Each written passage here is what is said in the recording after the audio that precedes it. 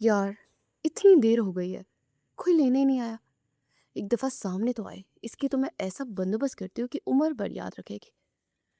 فدا نے شدید جھنجھلاہٹ کے عالم میں اپنا فون واپس ہینڈ بیگ میں ٹھورسا اور بے بسی سے اطراف میں دیکھا۔ لندن ہیتھرو ایئرپورٹ کی وہ سرد اور اجنبی شام ان کے اعصاب پر بری طرح سوار ہو رہی تھی۔ وہ پہلی بار وزٹ ویزے پر پاکستان کے آرام دہ اور مانوس ماحول سے نکل کر اتنی دور آئی تھی، اور اس کا واحد مقصد اپنے بچپن کی دوست صدف کی شادی میں شرکت کرنا تھا، جس نے بڑے دعووں کے ساتھ اسے یقین دلایا تھا کہ وہ خود اسی ایئرپورٹ پر ریسیو کرنے آئے گی اور اسے کسی بھی قسم کی پریشانی کا سامنا نہیں کرنا پڑے گا۔ لیکن پچھلے ایک طویل اور اذیت ناک گھنٹے کے بعد وہ اپنی سامان سے لدی پھدی ٹرالی کو مضبوطی سے تھامے ارائیول راؤنج کے باہر کھڑی تھی۔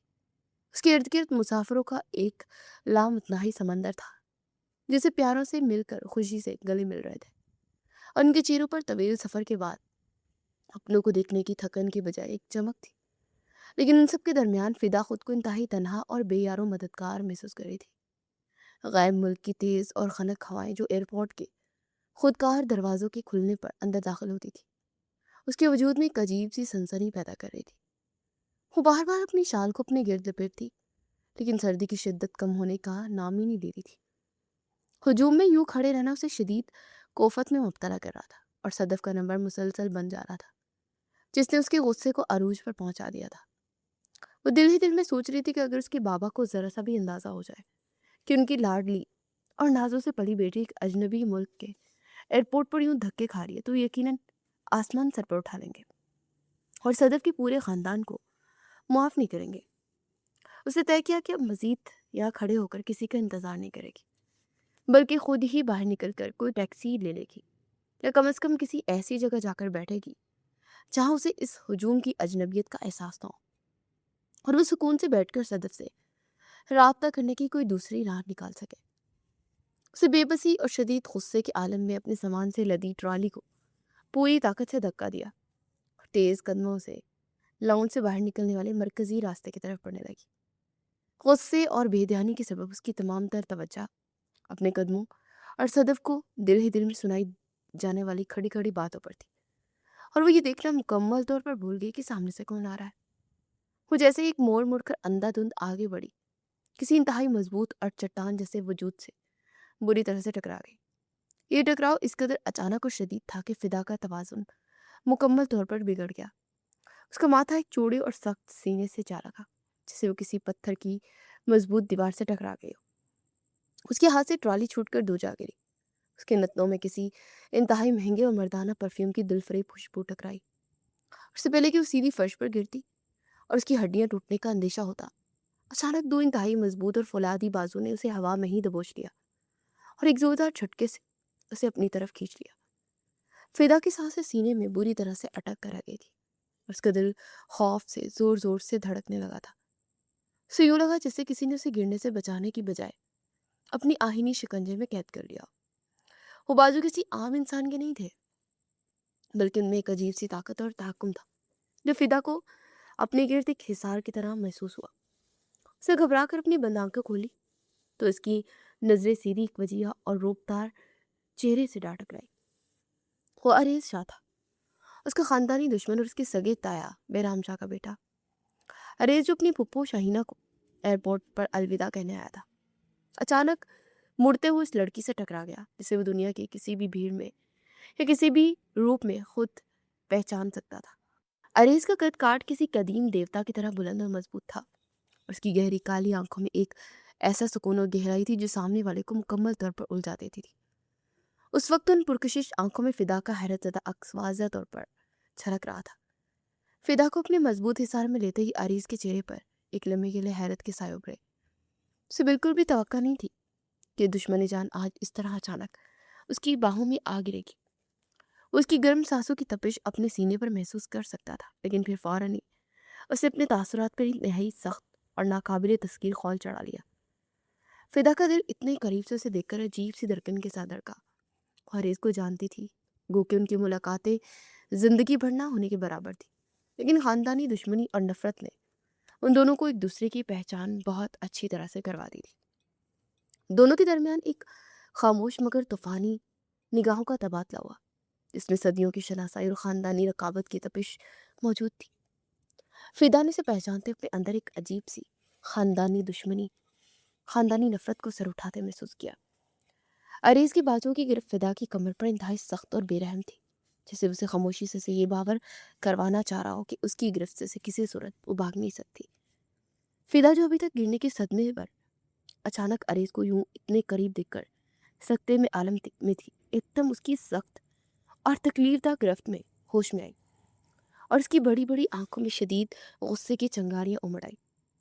اس سے پہلے کہ فدا اس ناگوار قربت پر کوئی تلخ بات کہتی یا اسے خود سے دور دھکیلتی، اس کے عین عقب میں ایک جانی پہچانی اور خوشی میں ڈوبی ہوئی آواز اٹھی، تم یہاں کیسے ہو فدا؟ یہ شہینہ پھپھو تھی جو عریض کے بالکل ساتھ کھڑی فدا کو شدید حیرت اور بے پناہ خوشی سے دیکھے گی۔ ان کی آواز سن کر فدا نے یکدم پوری طاقت سے عریض کے سینے پر ہاتھ مار کر اسے دھکا دیا، لیکن عریض کی گرفت رتی برابر بھی کمزور نہیں پڑی۔ فدا نے اسے انتہائی کڑوی اور زہریلی نظروں سے گرا اور غصے سے پھنکارتے بولی، ٹھیک ہوں میں، تم تو چھوڑو، میری کمر میں اپنی انگلیاں ہی گھسا دی ہیں تم نے۔ فدا کے اس قدر تلخ اور بدتمیزی سے بھرپور جملے پر عریض کی گہری آنکھوں میں ایک پل کے لیے شدید غصے کی لہر ابھری، جسے اس نے بڑی مہارت سے فوراً اپنی سینے کی گہرائیوں میں دبا لیا۔ اس اپنے جبڑے سختی سے بھینچے اور اپنے دل پر ایک مضبوط بند باندھتے ہوئے انتہائی سست روی سے فدا کی کمر پر اپنے ہاتھ ہٹا لیے۔ تم یہاں کیسے آئے ہو؟ فدا نے اپنے بکھرے ہوئے کپڑے درست کرتے انتہائی رعونیت سے سوال کیا۔ فدا کے لہجے میں وہی خاندانی غرور اور بلا جواز دشمنی کی جھلک نمایاں تھی جو اس کے باپ نے بچپن سے اس کی رگوں پہ میں اتار دی تھی۔ شہینہ پھپھو جو ان دونوں کے درمیان چلنے والی اس خاموش اور سرد جنگ کو بخوبی محسوس کر رہی تھی، آگے بڑھی اور فدا کے کندھے پر انتہائی پیار اور شفقت سے ہاتھ رکھا۔ ان کے چہرے پر ایک عجیب سی طمانینت اور سکون تھا، کیونکہ شادی بیاہ یا کسی غمی کی تقریب کے علاوہ ان کا فدا سے آمنا سامنا کبھی نہیں ہوتا تھا۔ انہوں نے فدا کو پیار سے دیکھتے پوچھا، اور گھر پر سب کیسے؟ لیکن فدا نے فوراً ان کی محبت کو یکسر نظر انداز کرتے انتہائی سرد لہجے سے جواب دیا، سب ٹھیک ہے اور آپ کو اتنی فکر کرنے کی ضرورت نہیں ہے۔ اس کا یہ انداز شہینہ کو اندر تک تکلیف دے گیا۔ شہینہ پھپھو کو فدا کے چہرے پر ہمیشہ اپنی گزری ہوئی جوانی کی جھلک دکھائی دیتی تھی، وہی تیکھے نئے نقش، وہی ہمہ وقت ناک پر رکھا ہوا غصہ۔ وہ شروع دن سے ہی فدا پر اپنی جان چھڑکتی تھی، لیکن حالات کی ستم ظریفی اور بڑوں کی انا نے انہیں ایک دوسرے سے بہت دور کر دیا تھا۔ یہ دوریاں اور یہ خاندانی رقابت کسی غیر کی نہیں بلکہ ان کے اپنے ہی خون کی پیدا کرتا تھی۔ دونوں بھائیوں یعنی کہ فدا کے باپ شہرام اور عریض کے باپ بہرام کے درمیان یہ نفرت اور دشمنی صرف ایک خاندانی زمین کے ٹکڑے کی وجہ سے شروع ہوئی تھی، جو دادا نے اپنی زندگی میں اپنے بڑے اور فرمانبردار بیٹے بہرام کے نام کر دی تھی، لیکن چھوٹا بیٹا شہرام اس پر اپنا ناحق حق جتاتا تھا اور اسی ضد اور مسلسل غصے نے ان دونوں سگے بھائیوں کو ایک دوسرے سے ہمیشہ کے لیے جدا کر دیا۔ شہرام نے اپنے دل میں بڑے بھائی کے خلاف اس قدر زہر بڑھ لیا تھا کہ اس نے اپنی اولاد کے دلوں میں بھی یہی نفرت بو دی تھی۔ فدا بچپن سے ہی سنتی آ رہی تھی کہ اس کے تایا ان کے خاندان ان کے سب سے بڑے دشمن ہیں اور ان سے کسی قسم کا کوئی تعلق نہیں رکھنا، لیکن دوسری طرف بہرام شاہ ان کی فیملی کے دل اللہ نے بہت صاف ستھرے بنائے تھے۔ انہوں نے کبھی اپنے بچوں کو نفرت نہیں سکھائی تھی اور نہ کبھی شہرام کی زیادتیوں کا جواب بدتمیزی سے دیا تھا۔ یہی وجہ تھی کہ عریض کے دل میں فدا کے لیے کوئی نفرت نہیں تھی، بلکہ ایک انجانی سی کشش تھی جسے وہ خود بھی سمجھنے سے قاصر تھا۔ عریض شروع سے ہی پاکستان سے دور لندن میں رہا، وہیں پلا بڑا اور اس کی شخصیت میں ایک عجیب سا ٹھہراؤ اور خاموش روب تھا جس کی کم عمری کے باوجود اسے بہت پختہ بناتا تھا۔ شہینہ پھپھو چونکہ شہرام کے رویے سے نالا تھی، اس لیے اپنے بڑے بیٹے بہرام کے ساتھ ہی رہتی تھی اور اکثر لندن عریض کے پاس چھٹیاں گزارنے آتی رہتی تھی، کیونکہ ان دونوں پھپھی بھتیجے میں کافی بنتی تھی۔ آج پہلی بار فدا کو یوں اچانک لندن ایئرپورٹ پر دیکھ کر وہ چونکی ضرور تھی، لیکن شہینہ کے دل میں اپنی بھتیجی کے لیے وہی پرانی محبت ایک بار پھر پوری شدت سے امڑ آئی تھی۔ انہوں نے فدا سے مزید بات کرنے کی کوشش کی، لیکن فدا نے اپنے باپ کے سکھائے ہوئے سبق پر پوری طرح عمل کرتے انتہائی سرد مہری سے منہ پھیرتے ہوئے اپنا رخ دوسری طرف پھیر لیا۔ اس کا یہ توہین آمیز اور تلخ انداز شہینہ کو مزید تکلیف دے گیا، لیکن وہ حالات کی مجبوری کو سمجھتی تھی۔ وہ جانتی تھی کہ اس بچی کا ذہن اس کے باپ نے زہر سے بھر دیا ہے۔ اریز جو مکمل طور پر فدا کی اس بدتمیزی اور رونیت کو برداشت کر رہا تھا، اس کی آنکھوں میں ایک سرد سی چمک ابھری۔ وہ دیکھ رہا تھا کہ فدا کے اندر ایک باپ کی بھری ہوئی نفرت کس قدر گہری جڑیں پکڑ چکی ہیں، اور وہ بلا وجہ ان سے کس قدر کتراتی ہے۔ اسے اپنی گھڑی پر وقت دیکھا اور پھر حالات کی کشیدگی کو کم کرنے کے لیے شہینہ پھپھو کی طرف متوجہ ہوئی۔ چلے پھپھو، فلائٹ کا وقت ہو گیا ہے۔ آریز نے ایک انتہائی گہری سانس لی اور انتہائی پرسکون انداز میں بولا۔ شہینہ نے ایک حسرت بھری نگاہ فدا پر ڈالی جو اپنی رونیت سے دوسری طرف دیکھ رہی تھی۔ انہوں نے خاموشی سے قدم بڑھائے اور بوجھل دل کے ساتھ اریز کے ساتھ روانہ ہو گئی۔ اریز انہیں روانگی کے گیٹ تک چھوڑنے آیا اور راستے میں مکمل طور پر خاموش رہا، لیکن اس کا سارا دھیان اسی جگہ اٹکا تھا جہاں وہ فدا کو اکیلا چھوڑ کر آیا تھا۔ راستے میں شہینہ پھپھو بار بار فدا کا ذکر کرتی رہی۔ بچی اکیلی ہے، پتہ نہیں کون اسے لینے آئے گا۔ اریز انہیں تسلی دیتا رہا کہ آپ فکر نہ کریں، میں سب دیکھ لوں گا۔ اس کے ذہن میں مسلسل فدا کا وہ غصے سے بھرا چہرہ اور اجنبی ملک میں تنہا کھڑے ہونے کی بے بسی گون رہی تھی۔ وہ جانتا تھا کہ فدا جیسی ضدی لڑکی کبھی کسی سے مدد نہیں مانگے گی۔ شہینہ پھپھو کو اللہ حافظ کہنے کے بعد اسے مڑ کر واپسی کا راستہ لیا۔ وہ جانتا تھا کہ اپنے خاندانی دشمن کی بیٹی کو اس طرح ایک انجانے ملک کی سڑکوں پر تنہا نہیں چھوڑ سکتا۔ خاندانی دشمن اپنی جگہ، لیکن اس کے اندر کا مردانہ غرور اور تحفظ کا احساس اسے مجبور کر رہا تھا کہ تیز قدموں سے واپس اسی جگہ کی طرف پلٹ جائے جہاں فدا اپنی ٹرالی کے پاس اکیلی اور پریشان کھڑی تھی۔ اریز کے قدموں کی چاپ ایئرپورٹ کے اس خاموش اور سرد حصے میں ایک عجیب سا تحکم اور گونج پیدا کر رہی تھی۔ وہ اپنے مخصوص اور روبدار انداز میں چلتا بالکل اس جگہ واپس آ گیا جہاں فدا اپنے سامان کو ٹرالی کو دوبارہ سے سیدھا کرنے کی ناکام کوشش کر رہی تھی اور غصے سے مسلسل بڑبڑا رہی تھی۔ اریز نے اپنی چیری سے اپنا مہنگا کالا چشمہ اتارا، اپنی گہری اور پرسرار آنکھوں میں فدا کو بغور دیکھا جو سردی اور جھنجھلاہٹ سے ذرا سے لرز رہی تھی۔ کہ یہی رات رہنا ہے؟ اریز کی آواز میں ایک طنزیہ اور سرد سی چمک تھی جو سیدھی فدا کے دل پر جا کر لگی۔ اسے فوراً اپنا رخ موڑا اور اریز کو اپنے اتنے قریب کھڑے دیکھ کر اس کی آنکھوں میں غصے کی چنگاریاں مزید بڑک اٹھی۔ دیکھو مسٹر برٹش، میرے منہ نہ لگو۔ مجھے قطعی کوئی شوق نہیں ہے کہ تم جیسے دوسرے ملک کے باشندوں کے منہ لگنے کا، اور نہ ہی مجھے تم سے کسی قسم کی ہمدردی چاہیے۔ فدا نے انتہائی کڑوے اور رونیت بڑے انداز میں منہ چراتے ہوئے کہا۔ اس کے اس قدر تلخ اور کاٹدار جملے پر اریز کے چہرے پر ایک انتہائی پرکشش مسکراہٹ ابھری۔ اسے اپنا چشمہ اپنے کوٹ کی جیب میں ڈالا اور ایک قدم مزید فدا کے قریب ہوا جس پر فدا کا سانس ایک لمحے کو رک سا گیا۔ لیکن میں تو منہ لگتا ہوں، اور وہ بھی بہت زور کا۔ اریز کی اس بے باک اور دو ٹوک بات پر فدا کی آنکھیں حیرت سے امٹ گئی۔ اسے بالکل بھی توقع نہیں تھی کہ اریز اس قدر ڈٹائی سے اسے جواب دے گا۔ فدا نے اپنے غصے پر قابو پانے کی ناکام کوشش کرتے اسے خبردار کیا اور پیچھے ہٹنے کا اشارہ کیا۔ تم نا یہاں لندن میں پلے بڑے ہو، تم کیا جانو پاکستانیوں کو؟ میں جس ملک میں رہتی ہوں نا، اس ملک کو بھی تم جانتے نہیں ہو۔ یہاں لگاتے 100 ہیں، گنتے 2 ہیں۔ فدا نے اپنا چہرہ مزید اوپر کر کے پوری رونت کے ساتھ اریز کو منہ پھلا کر دھمکی دی تاکہ اس پر روب جما سکیں، لیکن اریز اس کی اس عجیب و غریب دھمکی پر گھبرانے کی بجائے مسکرائے۔ اس کی گہری کالی آنکھوں میں ایک شرارتی سی چمک ابھری۔ اس نے اپنا چہرہ فدا کے چہرے کے مزید قریب کیا۔ فکر کیوں کرتی ہو؟ میں بھی پاکستانی ہوں۔ میں بھی 2 کروں گا، 2 بار گنوں گا، 1 بار، بس تم موقع دو۔ اریز کی اس بے باک اور خمار آلود بات پر فدا کے گلے میں جیسے سانس اٹک گئی تھی اور وہ گہرے گہرے سانس بھرتی اسے شوق کے عالم میں لینے لگی۔ اسے سمجھ ہی نہیں آ رہا تھا کہ اس شخص کی اس قدر ڈٹائی کا کیا جواب دے۔ اس سے پہلے کہ ان کے درمیان کوئی مزید بات ہوتی، دور سے صدف کے باگنے کی آواز سنائی تھی جو ہانپتی کانپتی اور شرمندگی سے بڑی ان کی طرف آ رہی تھی۔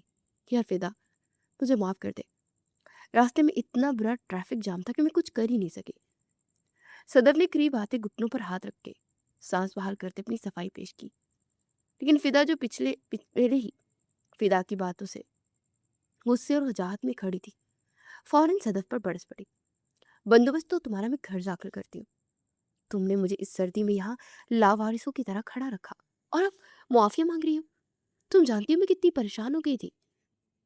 फिदा ने सदफ को खड़ी खड़ी सुनाते उसे गुस्से से घूरा और अरेज की तरफ एक इंतहाई जहरीली और नफरत भरी निगाह डालते अपनी टराली को जोर से धक्का देकर आगे बढ़ गई। सदफ भी इसके पीछे मुआफिया मांगती चल पड़ी। अरेज वही खड़ा उन दोनों को चाहते हुए देखता रहा। उसकी नजरें फिदा के वजूद पर जमी थी, जो गुस्से में भी उसे अजीब सी कशिश में मुब्तला कर रही थी। जो वो दोनों एयरपोर्ट के दरवाजों से बाहर निकल गई तो अरेज ने इंतहाई पुरसुकून अंदाज में अपना मोबाइल निकाला और अपने एक खास आदमी को फौरन तैनात करते सख्ती से हदायत दी। फिदा का पूरा ध्यान रखना, वो जहाँ भी जाए जिससे भी मिले उसकी मुकम्मल हिफाजत होनी चाहिए और उसकी इस बात की भनक भी नहीं उसे पड़नी चाहिए कि कोई साय की तरह उसके पीछे है। लंदन के एक मजाफाती इलाके में वाक़या मुस्लिम कॉलोनी का वो घर रोशनी और गहमा गहमी से भरा हुआ था, जहाँ सदफ की फैमिली रहाइश पसीर थी। ये घर बाहर से जितना सादा अंदर से उतना ही रवायती और गर्मजोशी से भरपूर था। सदफ के वालिदैन ने फिदा का इस्तेमाल इस कदर मोहब्बत और इखलाक से किया था कि फिदा को एक लम्हे के लिए भी ये एहसास नहीं हुआ कि किसी अजनबी मुल्क में है। घर के हर कोने से देसी खानों की इश्तहार अंगेज खुशबुएं आ रही थी। वो चारों तरफ एक खुशगवार सी अफरा तफरी फैली थी। शादी के फंक्शंस का बाकायदा आगाज हो चुका था और घर में लड़कियों की चहचहाट और हंसी मजाक की आवाज़ें हर तरफ गूंज रही थी। फिदा जो एयरपोर्ट की थकान और रेस की बेबाक बातों की वजह से शदीद जहनी उलझन का शिकार थी, उस पुरौनक माहौल में आकर कुछ देर के लिए अपना सारा गुस्सा भूल गई। वो लड़कियों के दरमियान बैठकर सदक को खूब तंग कर रही थी। लड़कियों की नोक-झोंक और कहकों ने उस सर्द माहौल में एक देसी सी शादी का माहौल भर दिया था। सदफ को बार बार उसके दूल्हे के नाम से छेड़ा जा रहा था। अब फिदा उसे डरा रही थी। सदफ, शादी के बाद तो तुम्हारी सारी आज़ादी छिन जाएगी बेटा, अब तो तुम बस एक फर्माबरदार बीवी बनकर रह जाओगी। सदफ ने मसनूई गुस्से से मुंह फेर लिया। सब लड़कियों का जोरदार कहका हवा में बुलंद हुआ। सब मिलकर कपड़ों और ज्वेलरी के इंतखाब पर घंटों बहस करती और सारा घर उनकी हंसी से गूंजता रहता। बारात वाले दिन शाम के वक्त घर का माहौल मजीद रंगीन और पुरजोश हो गया था। सदफ एक इंतहाई खूबसूरत और भारी सुर्ख अरूसी जोड़े में मलबूस दुल्हन बनी किसी अप्सरा की तरह लग रही थी, जबकि फिदा एक इंतहाई नफीस और दिलकश लिबास जेब कर रखा था, जिसमें उसका हुस्न मजीद निखर कर सामने आ रहा था। वो लड़कियों के साथ मिलकर सदफ को तैयार करवाने और उसके जेवरात सेट करने में मसरूफ थी कि अचानक से बाहर से ढोल की तेज थाप और बैंड बाजे की आवाज़ें सुनाई देने लगी। बारात आ गई, बारात आ गई। लड़कियों का एक कॉल शोर मचाता हुआ कमरे से बाहर भागा ताकि खिड़कियों और छत से दूल्हे और बारातियों का नज़ारा कर सके। फिदा भी लड़कियों की इस पुरजोश हजूम के साथ खिड़की की तरफ बढ़ी। नीचे गली में एक शानदार गाड़ी रुकी थी, जिसमें से दूल्हा बाहर निकल रहा था, लेकिन लड़कियों की नजरें दूल्हे के बजाय उसके साथ खड़े उसके दोस्तों पर टिक गई। खासतौर पर उनकी तमाम तर तवज्जो उसे एक शख्स पर मरकूज हो गई जो इंतहाई कीमती सूट में मलबूस दूल्हे के बिल्कुल साथ खड़ा था। उसकी कदावर शख्सियत और उसकी गहरी काली आंखों ने ऊपर खड़ी तमाम लड़कियों के दिलों की धड़कनें तेज कर दी थी। वो अरेज शाह था। हाय ला, ये दूल्हे का दोस्त कौन है? ये तो बिल्कुल किसी हीरो की तरह लग रहा है। एक लड़की ने जज्बातियत से कहा। दूसरी ने फौरन उसकी हाँ में हाँ मिलाते अरेज की तारीफों के पुल बांधने शुरू कर दिए। सच में यार, कितना डैशिंग है। फिदा जो उन लड़कियों की बकवास सुनकर उकता रही थी, उसने भी बेदिली से नीचे झांक कर देखा और अरेज को वहां देखकर उसके कदम वहीं जम से गए। सदफ तो बहुत खुशकिस्मत है, इसका दूल्हा तो अच्छा है, लेकिन इसके दोस्त तो इससे भी ज्यादा हैंडसम है। एक और लड़की ने हैरत भरे अंदाज में कहा और फिर सब लड़कियां मिलकर सदफ की तरफ आ गई। सदफ यार प्लीज अपने दूल्हे से कहकर इस हैंडसम दोस्त के साथ हमारा टांका ही फिट करवा दो, हम तो इस पर फिदा ही हो गई है। लड़कियों की इस बेहुदा और जज्बाती गुफ्तगू पर फिदा ने इंतहाई नागवारी से अपना मुंह फेर लिया और गुस्से से अपना रुख मोड़ लिया। उसका सारा मूड अरेज को वहां देखकर एक बार फिर से खराब हो चुका था और दिल ही दिल में उस शख्स को कोसने लगी। क्यों बार बार सामने आ जाता है? वो लड़कियों को अकल से पैदल समझ रही थी, जो एक मगरूर और बदतमीज इंसान पर मर मिटी थी। निकाह की तकरीब इंतहाई सादगी और पुरवकार अंदाज में मुकम्मल हो चुकी थी। काजी साहब के बोलों पर सदफ ने रोते हुए कबूल है कहा तो हॉल में मौजूद हर आंख नम हो गई। फिदा भी अपनी दोस्त की इस जज्बाती हालत को देखकर अपने आंसू पर काबू न रख सकी। रुखसती का वक्त बिल्कुल करीब था। दिल के अंदर अजीब सी बोझल फिजा छाई हुई थी। फिदा को इस अजीब और सदफ के जाने के ख्याल से उलझन होने लगी। उसने फैसला किया कि कुछ देर के लिए बाहर कॉरिडोर में जाकर अपनी सांसें बहाल करे।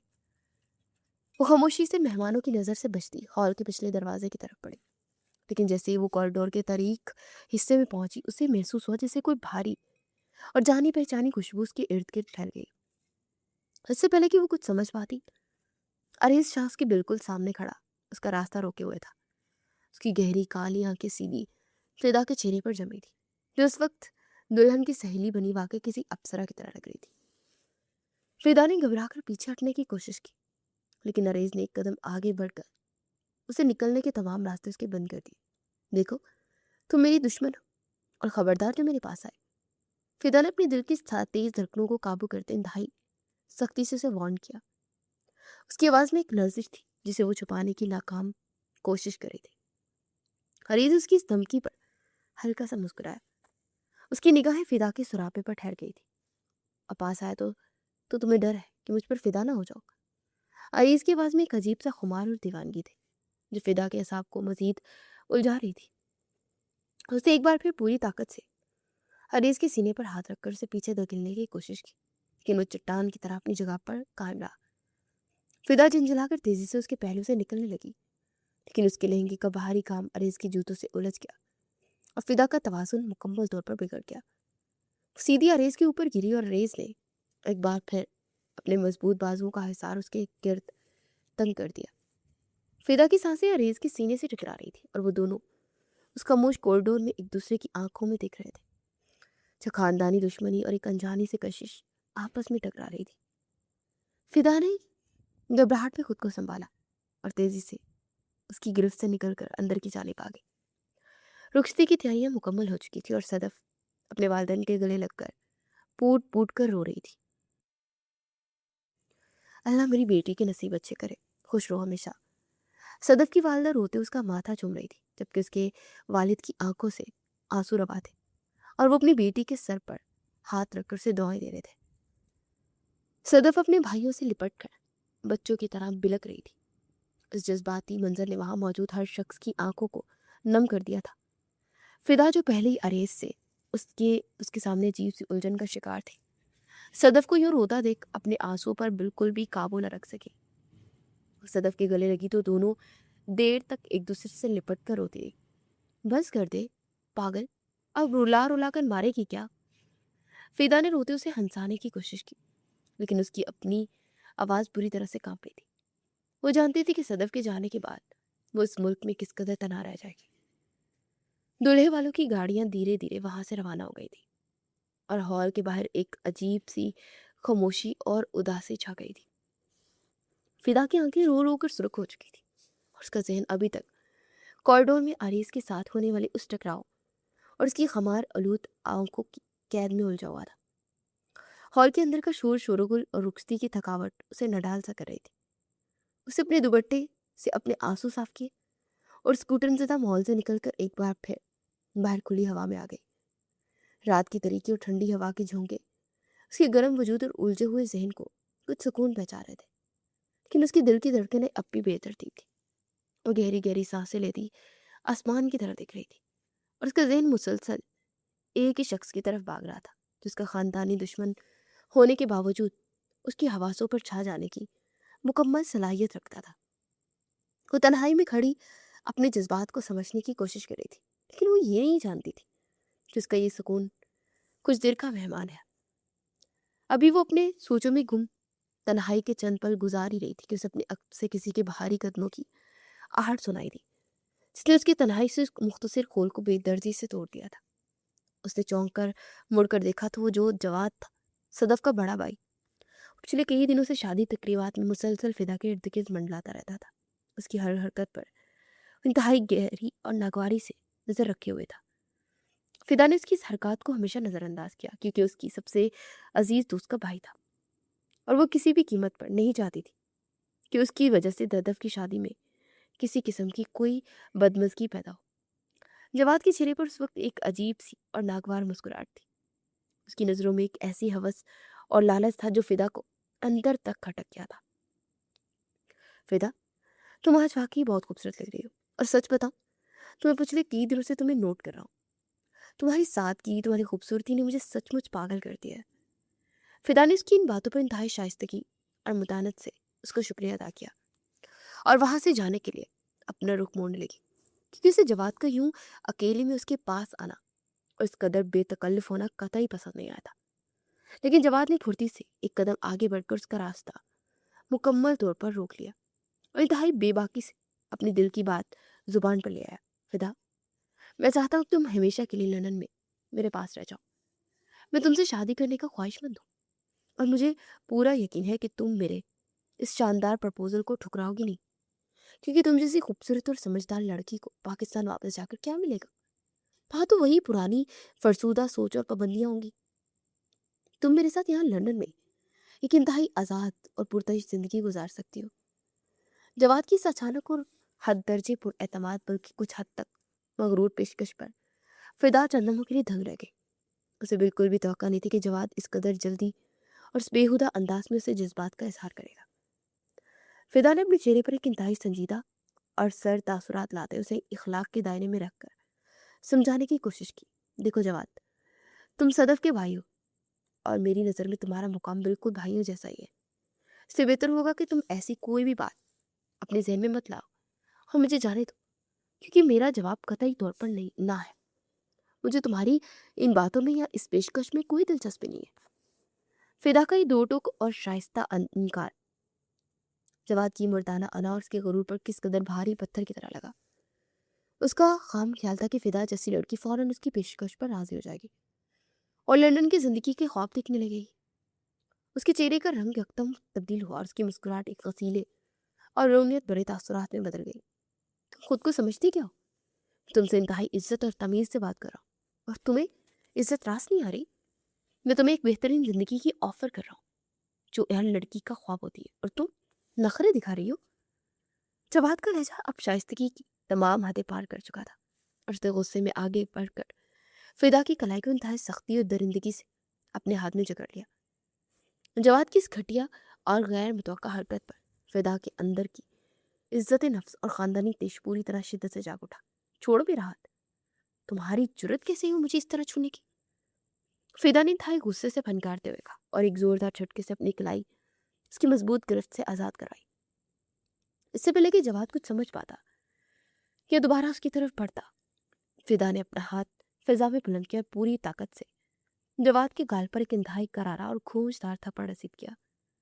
उस थप्पड़ की गूंज उस खामोश कॉरिडोर में इंतहाई शदीद थी कि जवाद का चेहरा एक तरफ मुड़ गया और उसे दिन में तारे नजर आने लगे।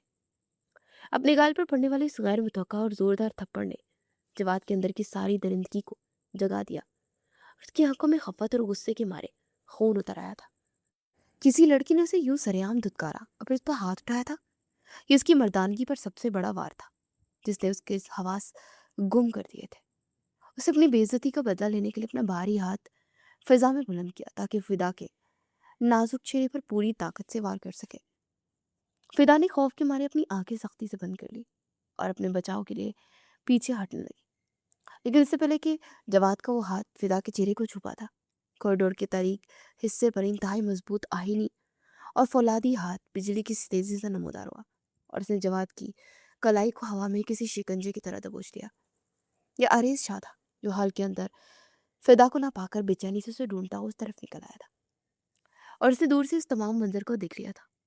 अरेज के सीने में जैसे किसी ने दहकते हुए अंगारे भर दिए थे और उसकी गहरी काली आंखों में उस वक्त एक ऐसा कातिलाना और खतरनाक गुस्सा था जो सामने वाले को जलाकर राख कर देने की सलाहियत रखता था। अरेज की गिरफ्त जवाद की कलाई पर इतनी शदीद और बेरहम थी कि हड्डियों के चटकने की आवाज़ महसूस होने लगी और जवाद के मुंह से दर्द की एक हल्की सी सिसकी निकली। उसे घबरा कर अपने अकब में मोड़कर देखा तो अरेज को वहां मौत के फरिश्ते की तरह खड़े पाया। अरेज का सीना गुस्से से तेजी से ऊपर नीचे हो रहा था। उसके जबड़े इंतहाई सख्ती से भींचे हुए थे। फिदा ने आहट महसूस करके अपनी नम आंखें खोली तो अपनी ऐन सामने अरेज को इस कदर वहशतनाक रूप में देखकर उसकी सांसें सीने में ही अटक कर रह गई। जुर्रत कैसे हुई मेरी मनकुहा पर हाथ उठाने की? अरेज की गर्जदार और खतरनाक आवाज कॉरिडोर की खामोशी में किसी धमाके की तरह गूंजी। उसकी आवाज में एक ऐसा जहर اور تحکم تھا جس نے وہاں موجود فدا اور جواد دونوں کے اعصاب کو بری طرح سے جھنجھوڑ کر رکھ دیا تھا۔ فدا نے شدید حیرت کے ساتھ آریز کو دیکھا۔ اسے اپنے لب سختی سے بینچ لیے۔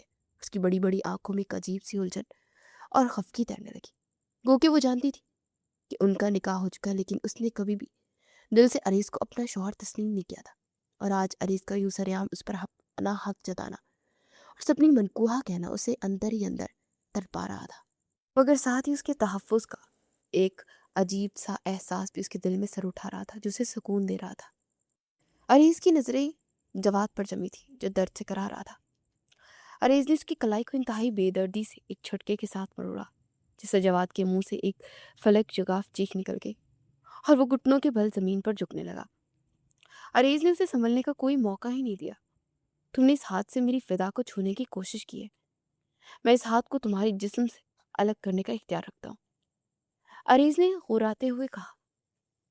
عریض کا یہ روپ دیکھ کر فدا بھی ایک قدم پیچھے ہٹنے پر مجبور ہو گئی۔ عریض کے جنون کو دیکھ کر اسے احساس ہو کہ شخص اپنے رشتوں کے معاملے میں کس قدر جذباتی ہے۔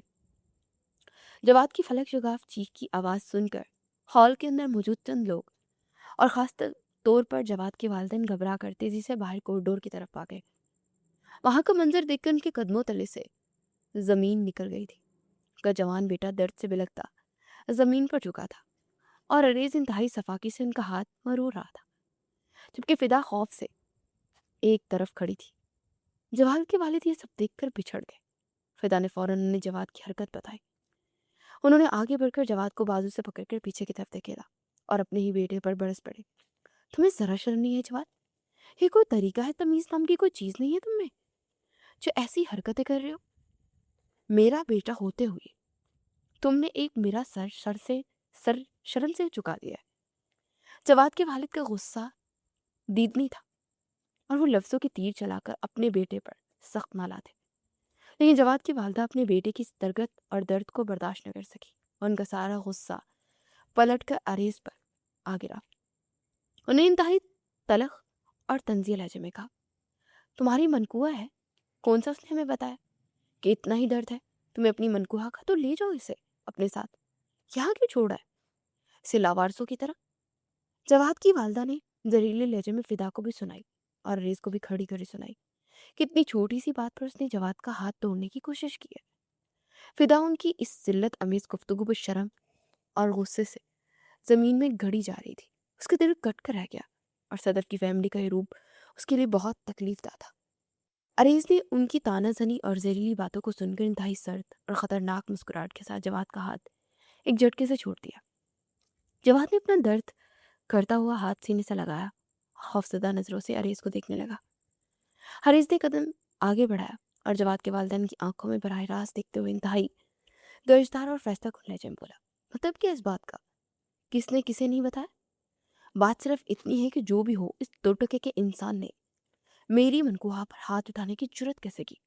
وہ میری عزت ہے اور میری عزت پر اٹھنے والی ہر نظر اور ہر ہاتھ کو انجام تک پہنچانا میں اچھے سے جانتا ہوں۔ عریض کا لہجہ اتنا روبدار اور خطرناک تھا کہ جواد کے والدین بھی ایک لمحے کے لیے خاموش ہو گئے۔ عریض نے جھک کر جواد کو گریبان سے پکڑا، اس کے چہرہ اپنے چہرے کے بالکل قریب لا کر ایک ایسی دھمکی دی جس نے وہاں موجود سب لوگوں کے خون جما دیے۔ سن لو کان کھول کر، یہ پہلی اور آخری بار تھا۔ اگلی بار اگر تم نے میری فدا کی طرف میلی آنکھ سے دیکھنے کی جرت بھی کی یا ہاتھ اٹھانے کی کوشش کی تو میں ہاتھ توڑ کر رکھ دوں گا۔ عریض نے اسے دھکا دے کر پیچھے کیا اور پھر مڑ کر فدا کی طرف دیکھا جو ابھی تک بت بنی کھڑی تھی۔ عریض نے بغیر کسی ہچکچاہٹ کے آگے بڑھ کر فدا کی کلائی کو اپنی مضبوط ہاتھ میں تھاما۔ اس کی گرفت میں اس بار غصہ نہیں بلکہ ایک عجیب سا تحکم اور ملکیت کا احساس تھا۔ فدا نے اسے رکنے یا چھوڑنے کا اشارہ نہیں کیا کیونکہ وہ اس وقت خود کو انتہائی تھکا ہوا اور بے بس محسوس کر رہی تھی، اور عریض اسے اس طرح سب کی نظروں کے سامنے سے کلائی سے تھامے وہاں سے نکال کر لے گیا۔ کوریڈور میں پیچھے صرف خاموشی اور عریض کے روب کا سناٹا گونج رہا تھا۔ باہر کی خنک اور سرد ہوا نے فدا کے تپتے ہوئے چہرے کو چھوا تو اسے کچھ ہوش آیا۔ اسے اپنی کلائی چھڑانے کی ایک کمزور اور ناکام سی کوشش کی، لیکن عریض کا ہاتھ کسی فولاد کی طرح سخت تھا اور اس کی طویل اور تیز قدموں کی رفتار کے ساتھ چلنا فدا کے لیے حد درجہ مشکل ہو رہا تھا۔ اس کا بھاری گلابی لہنگا और ऊंची हील उसे चलने में उलझा रही थी, लेकिन अरेज को जैसे किसी बात की परवाह नहीं थी। उसकी नजरें सीधी सामने की तरफ जमी थी और उसके वजूद से एक ऐसा पुरजलाल और गजबनाक तासुर झलक रहा था जिसने फिदा के आसाब को मुकम्मल तौर पर सुन कर दिया था। उसकी शानदार और महंगी तरीन गाड़ी पार्किंग में खड़ी थी। उसने इंतहाई तेजी से अगला दरवाज़ा खोला और फिदा को तकरीबन अंदर धकेलते हुए इंतहाई फैसलाकुन अंदाज में दरवाज़ा बंद किया और फिर खुद घूम कर ड्राइविंग सीट पर आकर बैठ गया। गाड़ी का पुरतश और गर्म माहौल फिदा की बारूनी सर्दी को कम कर रहा था, लेकिन उसके अंदर जो एक बेनाम सा खौफ और बेयकीनी की आग भड़क रही थी उसे बुझाना नामुमकिन होता जा रहा था।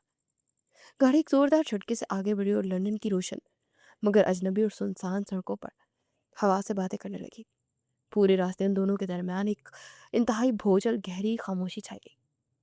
अरीज का सारा ध्यान सामने सड़क पर था, लेकिन उसके जबड़े अब भी इंतहाई सख्ती से पींचे हुए थे और उसके माथे पर उभरने वाली शिकने और चेहरे की लकीरें उसके अंदर चलने वाले एक शदीद तूफान की गुमासी कर रही थी।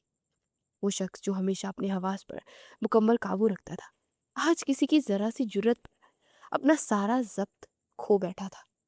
फिदा ने खिड़की से बाहर भागते हुए मनासर को देखते अपने आंसुओं को बमुश्किल रोका हुआ था। उसका जहन सिर्फ सदफ के बाई की उस घटिया और जलील हरकत और फिर अरेज की उस जुनूनी और कहर आलूद रद्दमल के दरमियान बुरी तरह से उलझा हुआ था। वो समझ नहीं पा रही थी जो शख्स उसका खानदानी हरीफ था, जिसे उसने हमेशा एक दुश्मन की निगाह से देखा था, आज उसकी इज्जत और नामोज के लिए इस कदर दीवाना और बेकाबू क्यों हो गया था। सदफ की फैमिली का वो रूप और उनके वो जहरीले ताने अब भी फिदा के कानों में सीसा बनकर उतर रहे थे और उसे अपनी तौहीन का शिद्दत से एहसास दिला रहे थे। कुछ ही देर बाद गाड़ी की इंतहाई पुरशिकवा और बुलंदो बाला रहायशी इमारत के तहखाने में जाकर रुकी। ये लंदन का एक इंतहाई पोश और पुरतइश और महंगा तरीन इलाका था, जहाँ अमरा की रहायश थी और यही अरेज का निजी अपार्टमेंट वाक़या था। अरेज ने खामोशी से गाड़ी का इंजन बंद किया और एक लम्हा ज़ाय के बगैर बाहर निकलकर फिदा की तरफ का दरवाज़ा खोला। फिदा ने एक लम्हे के लिए उसकी तरफ देखा। उसकी बड़ी बड़ी आंखों में एक वाज़िया हिचकिचाहट, इनकार और बगावत थी। किसी सूरत उसके साथ ऊपर नहीं जाना चाहती थी, लेकिन अरेज की गहरी तरीक और फैसला कुन निगाहों ने उसे मजीद बहस करने या इनकार करने का कोई मौका नहीं दिया। वो खामोशी से बाहर निकल आई और अरेज की शाना बिशाना लिफ्ट की जानी पड़ गई। लिफ्ट का सफ़र भी उसी घुटनज़दा खामोशी में गुजरा, यहाँ तक कि वो इमारत की सबसे ऊपरी मंजिल पर मौजूद एक शानदार और वसीअ और अरीज अपार्टमेंट के दरवाजे पर आकर रुके। अरीज ने अपना अंगूठा स्कैनर पर रखा और दरवाजे एक हल्की सी आवाज के साथ खुल गया। उसने फिदा को अंदर जाने का इशारा किया और अंदर के मंजर इंतहाई दिलकश और किसी ख्वाबगाह की मानित हसीन था। हर चीज अपनी जगह पर इंतहाई नफासत और शाहाना ज़ौक़ के मुताबिक रखी गई थी और पूरे अपार्टमेंट में अरेज की वही मखसूस मर्दाना और मसहूर कन खुशबू रची बसी थी जो फिदा के हवासों पर तारी होकर उसे मजीद उलझन में मुब्तला कर रही थी। फिदा ने अपार्टमेंट के बीचों बीच खड़े होकर इर्द गिर्द नजर दौड़ाई और फिर एकदम अपनी दिफा के लिए पीछे की तरफ कदम बढ़ाई। उसके अंदर की खानदानी अना और जिद एक बार फिर से पूरी ताकत से सर उठाने लगी। मुझे यहाँ तुम्हारे पास नहीं रहना। फिदा की आवाज़ में एक लर्जिश थी, लेकिन उसने उसे अपने खानदानी रौनक और गरूर के पर्दे में छुपाने की भरपूर कोशिश की और अपना चेहरा ऊंचा करके आरिस को देखा। आरिस जो अपना कीमती को उतार कर सोफे की पुष्ट पर रखा, उसकी ये अहमकाना और जिद्दी बात सुनकर एक लम्हे के लिए रुका और फिर मुड़कर इंतहाई सर्द और काटदार निगाहों से उसे देखा। तो कहाँ जाना है तुम्हें? वहां जहाँ वो दरिंदा तुम्हारा इंतजार कर रहा है। अरे इसकी आवाज में एक ऐसा जहरीला तंज और शदीद गुस्सा था जो उसे सीधा फिदा के दिल के आर पार हो गया। उसका वाज़ेह इशारा जवाब की तरफ था, जिसकी गलीज हरकत ने आरिस को अंदर तक जला कर रख दिया था। फिदा ने उसकी बात सुनकर अपने लब सख्ती से भींचे और उसे एक जहरीली और कड़वी निगाह से नवाजते अपने अंदर का सारा जहर उगल दिया। तो तुम क्या हो? तुम्हें मौका मिला तुम तो बिल्कुल वही बन जाओगे। तुम सब मर्द एक जैसे होते हो। फिदा का इंतहाई तलख और बिला जवाज जुमला अरे इसके लिए किसी निश्तर से कम नहीं था। उसकी गहरी काली आंखों में एक पल के लिए शदीद तकलीफ की परछाई उभरी जो फौरन ही एक शदीद तेज की लहर में बदल गई। वो तेजी से फिदा की तरफ बढ़ा और उसके कदमों में एक ऐसा दबदबा था कि फिदा जो खौफजदा होकर पीछे हटने लगी, लेकिन उससे पहले कि फरार का कोई रास्ता इख्तियार करती, हरीज ने उसकी दोनों नरम बाजों को अपनी दाएं मजबूत और आहीनी हाथों में जकड़ लिया। और एक जोरदार झटके से उसे अपने बिल्कुल करीब खींच लिया। इन दोनों के दरमियान अब रत्ती बराबर भी फासला बाकी नहीं रहा था। अरे इसकी गर्म और तेज चलती हुई सांसें फिदा के चेहरे पर टकरा रही थी, और फिदा का दिल किसी कैदी परिंदे की तरह अपनी सीने के पिंजरे में बुरी तरह से फड़फड़ाने लगा। कब बना परिंदा, बोलो। अरे इसकी आवाज़ एक इंतहाई मदम लेकिन गजबनाक सरगोशी में बदल चुकी थी। उसकी उंगलियों की गिरफ्त फिदा के नरम बाजू में मजीद सख्त हो रही थी, लेकिन उस सख्ती में भी एक ऐसा अजीब सा एहसास था जो फिदा को तकलीफ देने के बजाय उसे अपने हिसार में कैद कर रहा था। कितनी मुलाकातें हुई हैं हमारी आज तक?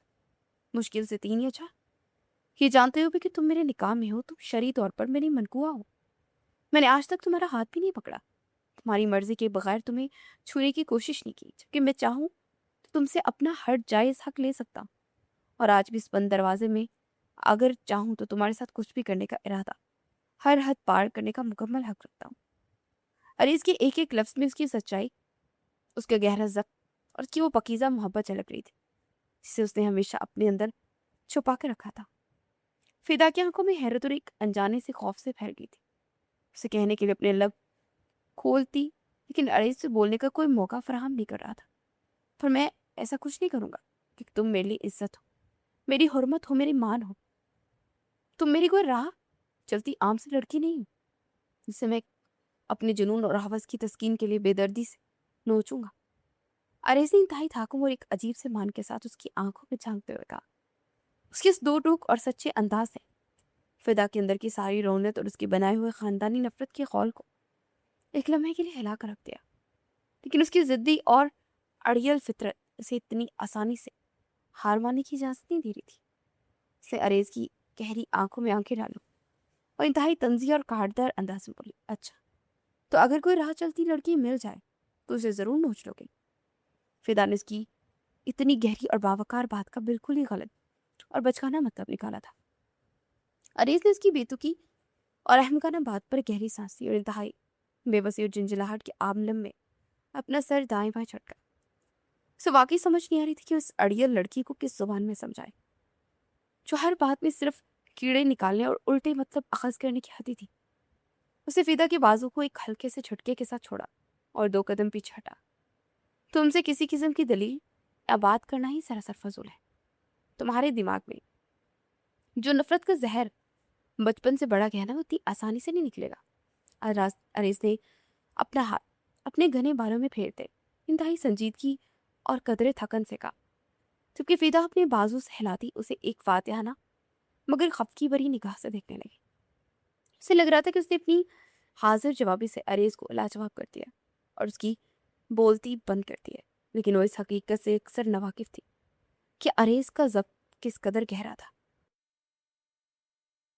और वो किस खामोशी से उसके दिल में अपनी जगह बनाता जा रहा था। अपार्टमेंट की पुरतइश फिजा में एक अजीब सी कशीदगी और तनाव बरकरार था।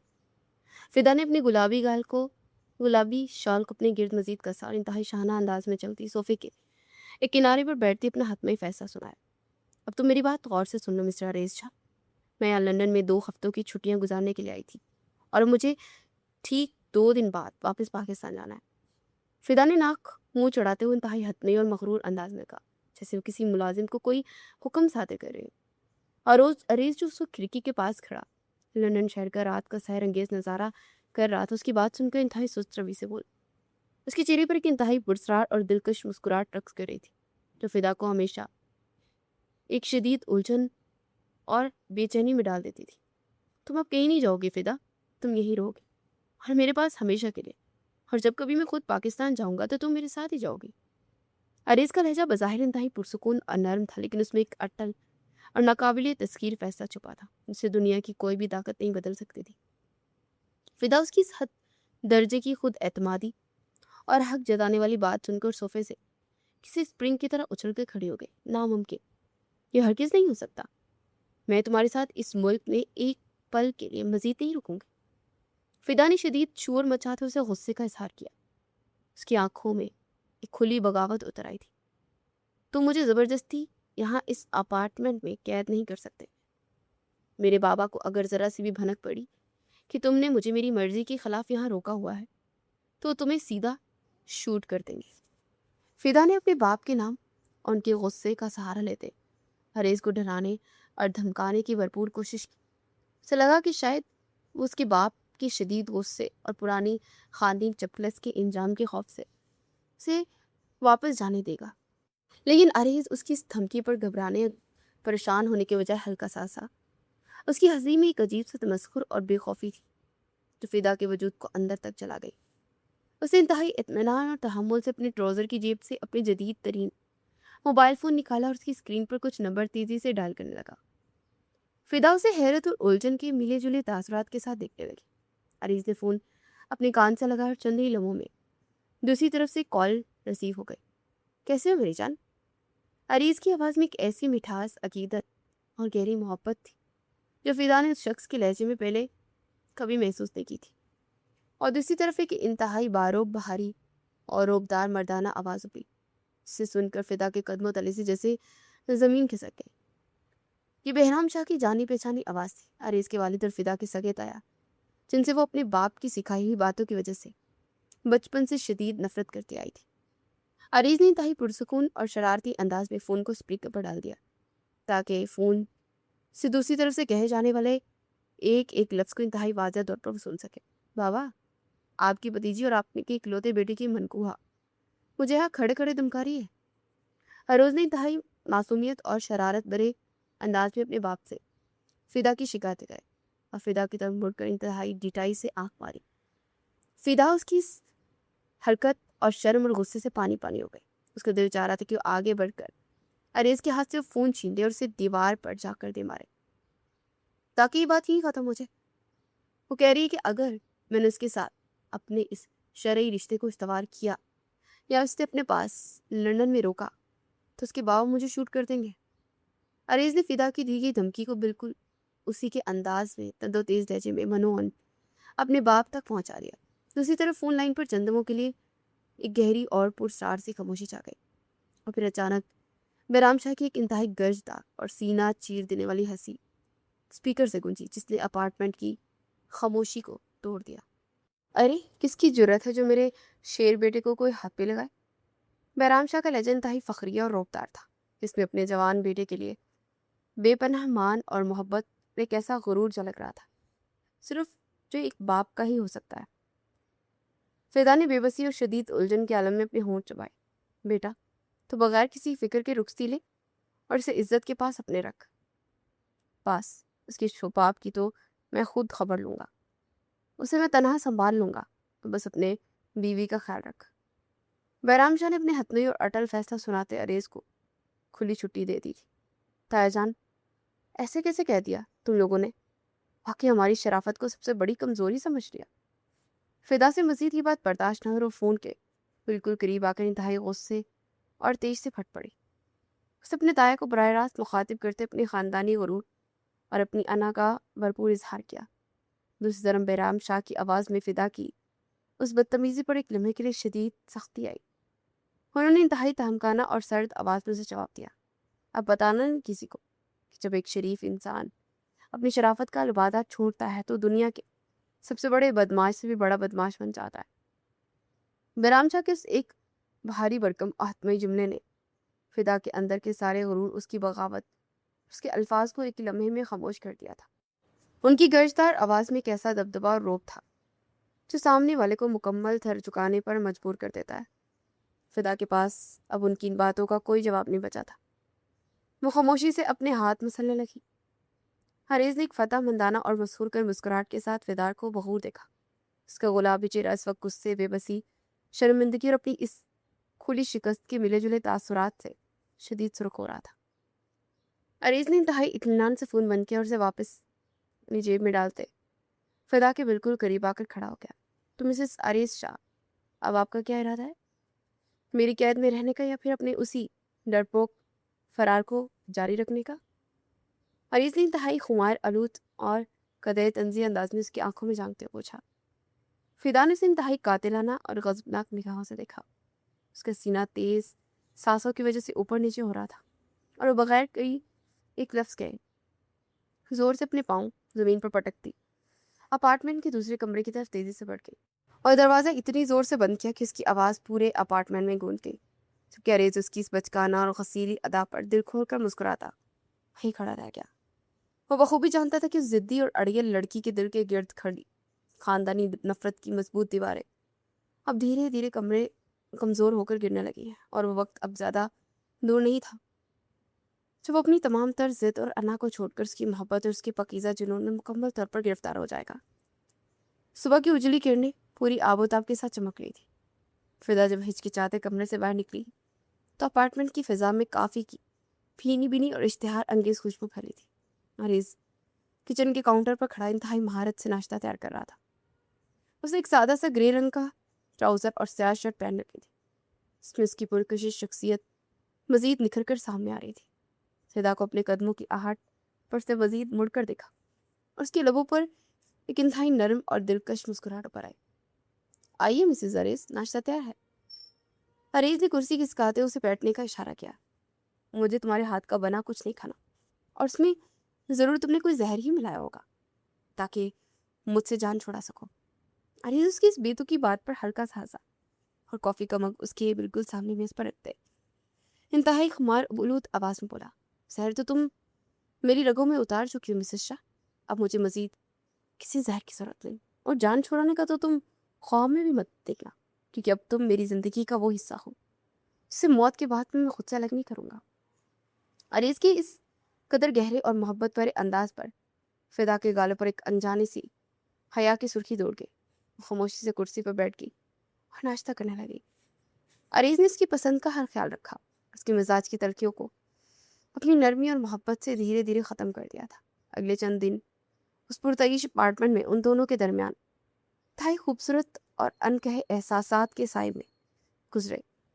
फिदा जो शुरू से अरेज से कतराती और हर बात पर झगड़ने को तैयार रहती थी, अब उसकी खामोश मोहब्बत और बेपनाह ख्याल रखने की आदत के सामने अंदर ही अंदर पिघलने लगी थी। अरेज ने उस पर किसी किस्म की कोई पाबंदी नहीं लगाई थी। वो उसे बाहर भी लेकर गया था और ज़बरदस्ती उसकी पसंद की कॉफ़ी सारी चीज़ें खरीद कर भी दी थी।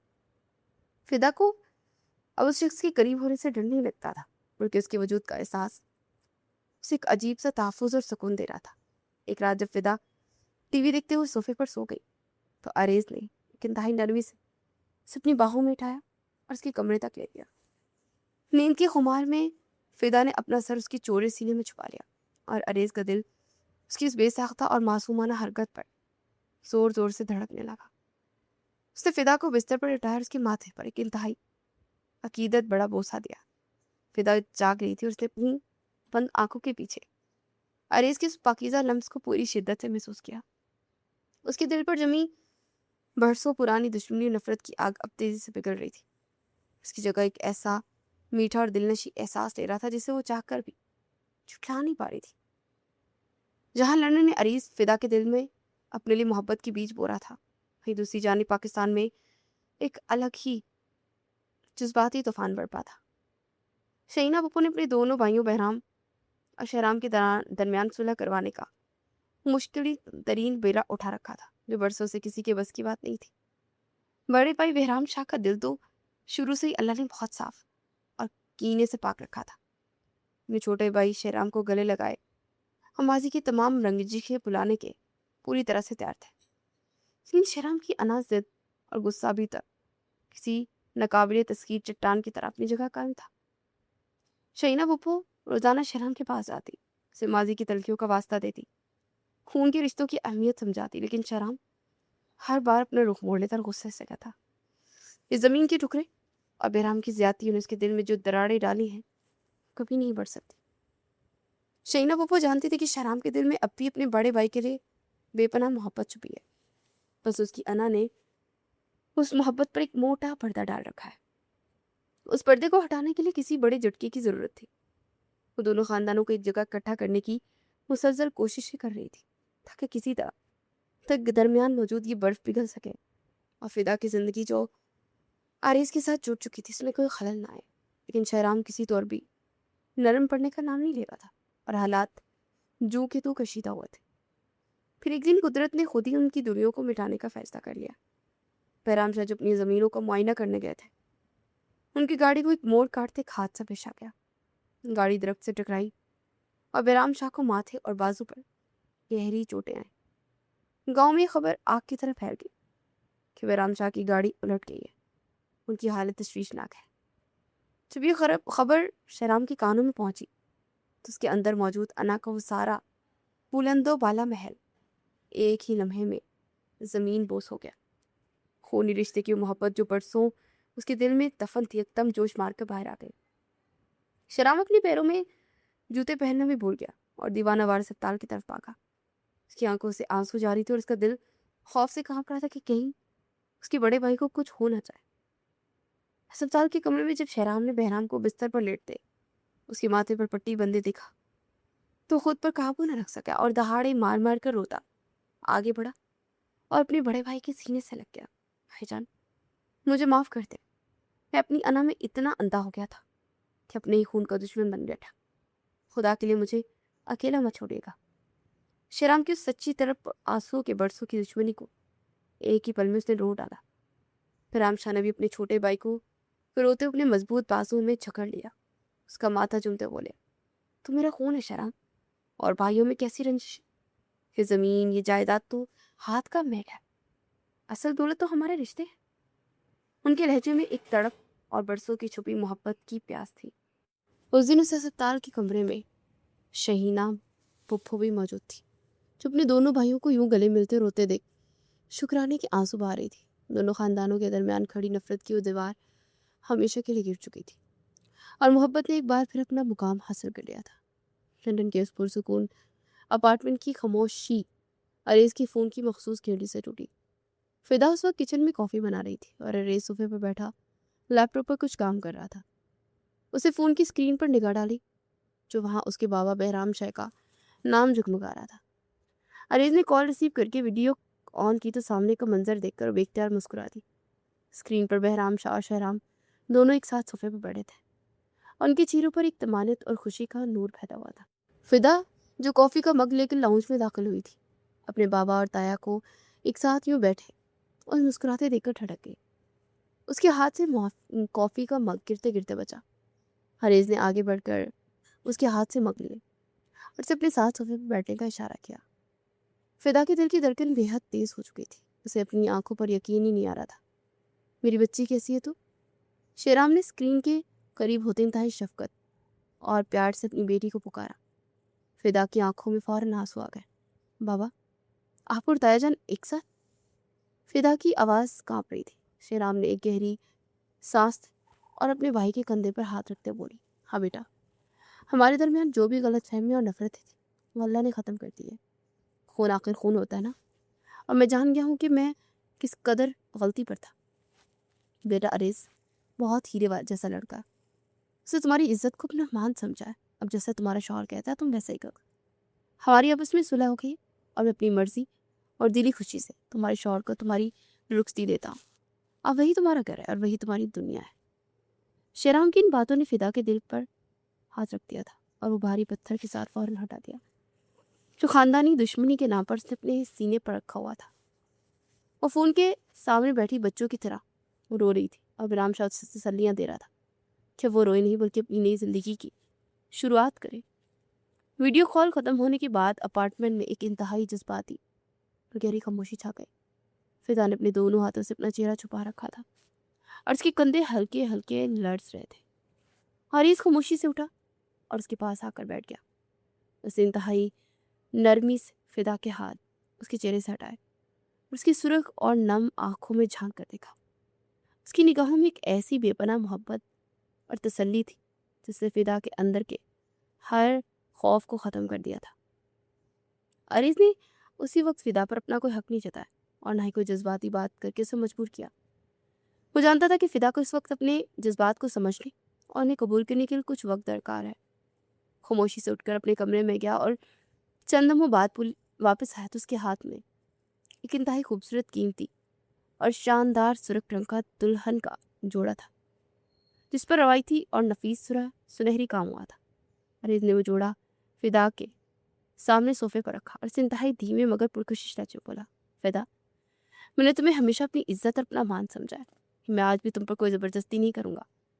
اگر تم اس رشتے کو سچے دل اپنی پوری رضامندی سے اپنانا چاہتی ہو تو آج یہ ڈریس پہن کر میرے لیے تیار ہو جانا۔ یہ ڈریس میں نے بہت پیار اور محبت کے ساتھ خریدا تھا और मुझे तुम्हारे फैसले का शिद्दत से इंतज़ार रहेगा। अरीज़ ने गहरी और खुमार आलूद निगाह फिदा के चेहरे पर डाली और अपना कोट उठाकर खामोशी से अपार्टमेंट से बाहर निकल गया ताकि फिदा को तन्हाई मिल सके। अरीज़ के जाने के बाद फिदा घंटों उस सुर्ख जोड़े के पास बैठी अपने दिल की उलझनों और एहसासात को सुलझाती रही। उसे महसूस किया कि उसके दिल में अब अरीज़ के लिए किसी रंजिश का तस्वुर तक बाकी नहीं रहा था, बल्कि वहाँ सिर्फ और सिर्फ उस शख्स की वो अदाएं, उसका तहक्कुम, उसका वो तहफ़्फ़ुज़ और उसकी वो पकीज़ा मोहब्बत बसी थी जिसने उसे हर कदम पर अपने पलकों पर बिठाया था।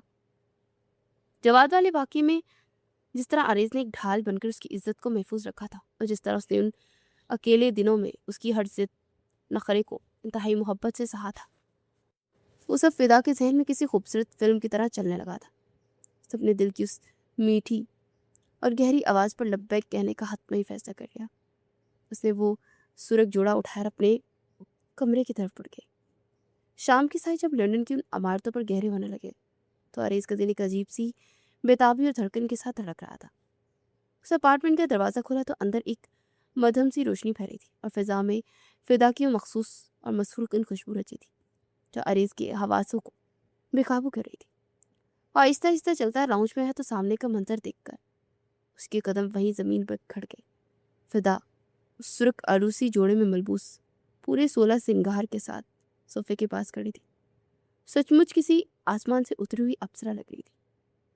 ऊंची उसका चेहरा हया और शर्म से झुका हुआ था। उसके रुखसारों पर एक गहरी गुलाबी सुर्खी फैली हुई थी। अरीज़ की गहरी काली आंखों में एक ऐसा जुनून इश्क उमड़ रहा था जिस पर अब उसका अपना कोई भी इख्तियार नहीं था। अरीज़ मसहूरकन कदमों से चलता उसके बिल्कुल करीब आया। उसकी दिल की धड़कन इस कदर तेज थी कि वो खुद उन्हें सुन सकता था। फिदा ने शर्मा कर अपनी पलकें उठाई। अरीज़ को अपने इतने करीब देखकर उसके लबों पर एक इंतहाई शौक और शरारती सी मुस्कुराहट उभर आई। उसने उसी पुराने वाली मगरूर अंदाज की एक्टिंग करते अपनी उंगली अरीज़ की तरफ उठाया और बिल्कुल उसी के लहजे में बोली, देखो तुम मेरे दुश्मन हो और खबरदार जो मेरे पास भी आए। फिदा की इस बात पर अरीज़ के लबों पर एक इंतहाई दिलफरेब मुस्कुराहट फैल गई। उसकी प्यारी सी शोखी और उसकी बेकरार पर मुकम्मल तौर पर फिदा हो चुका था। उसने एक कदम मजीद आगे बढ़ाया और उसकी उठी हुई उंगली को इंतहाई नरमी से अपने हाथ में लेकर उस पर अपने लब रख दिए और एक गहरी और जुनूनी सरगोशी की जिसने फिदा के पूरे वजूद में सनसनी सी दौड़ा दी। मैं पागल हूं जब तुम्हें छू दूं। अरीज़ की इस मोहब्बत भरी बात पर फिदा घबरा कर पीछे हटने लगी, लेकिन उसकी इस हड़बड़ाहट में उसका भारी सुर्ख लहंगा उसके पैरों में उलझकर उसका तवाज़ुन मुकम्मल तौर पर बिगड़ गया। सीधी अरीज़ के चौड़े और मजबूत सीने पर गिरी और अरीज़ ने चश्मे ज़ुदन में उसे अपने फौलादी और गर्म बाजू की इंतहाई मजबूत हिसार में कैद कर गए। फिदा की सांसें अरीज़ की सांसों से टकरा रही थी और वो दोनों मोहब्बत के उस गहरे और लाजवाल समंदर में डूब चुके थे जहाँ ना कोई ख़ानदानी दुश्मनी बाकी थी और ना ही कोई अना। ये उनके इश्क की वो खूबसूरत और मुकम्मल मर्जी थी जिसने दो धड़कनों को हमेशा के लिए एक अटल और सच्चे बंधन में बांध दिया था।